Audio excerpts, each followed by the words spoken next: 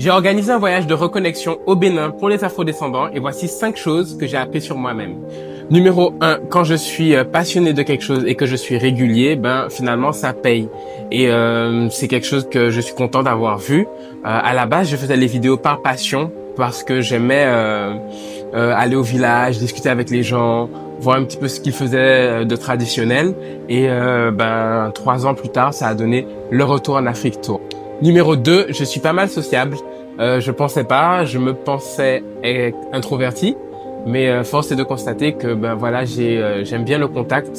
Quand je suis dans mon élément, j'aime bien le contact avec les gens, apprendre un petit peu de ce qu'ils font, leurs traditions. Même les gens qui me contactent sur la page Retour en Afrique, quand il y a une bonne énergie, ça match assez vite. Numéro 3, je suis assez borné et dans l'entrepreneuriat, c'est pas mal.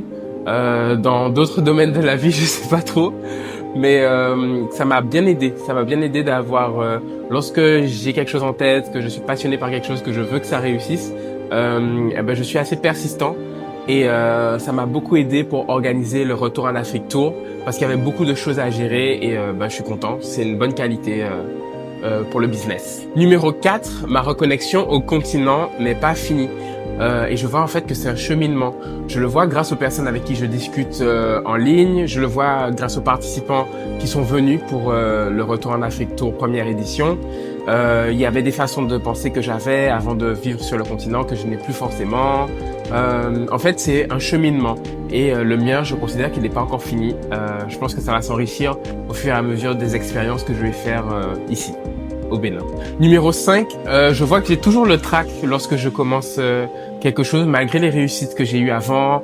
Par exemple, pour le Retour en Afrique Tour, j'étais très stressé pour la première édition, mais ça s'est très bien passé. Les gens étaient très bienveillants. J'avais pas forcément une super grande confiance en moi-même, mais je vois que le fait de faire ce genre d'événement qui demande une grosse organisation et que ça réussisse, ça augmente ma confiance en moi. Et finalement, quelles que soient les choses que tu vas entreprendre dans la vie, je pense qu'on est toujours stressé, mais que malgré ce petit stress qu'il y a, avec les réussites, vient la confiance, quoi. Et tu te dis, même s'il y a le stress, ça va réussir.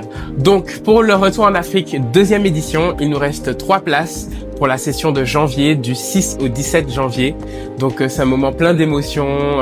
On partage beaucoup de choses locales. On en apprend sur les uns des autres. On en apprend sur le continent. On fait des activités qui sont vraiment transformatrices. Vous pouvez regarder les différents témoignages sur la page. Et j'ai hâte de vous voir pour la deuxième édition du Retour en Afrique Tour.